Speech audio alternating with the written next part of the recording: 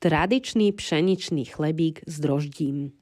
Recept je od oka, takže pripravíme si približne 800 g pšeničnej hladkej chlebovej múky. Do čbánika si nachystáme vodu, uvidíme, koľko nám múka vezme. 2,5 až 3 čajové lyžičky soli, také zarovnané, čajová lyžička medu, droždie, buď sušené alebo čerstvé, no a trošku rastce pre vôňu.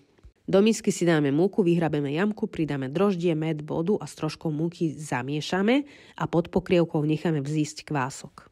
Potom si pridáme 2,5 až 3 zarovnané lyžičky soli, trošku rastce a po troške začneme pridávať vodu a zapracúvať cesto.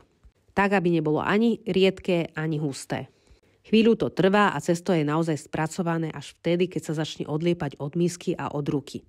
Potom ho zakrieme a necháme pri izbovej teplote kysnúť ďalšiu hodinku, kým zdvojnásobí svoj objem.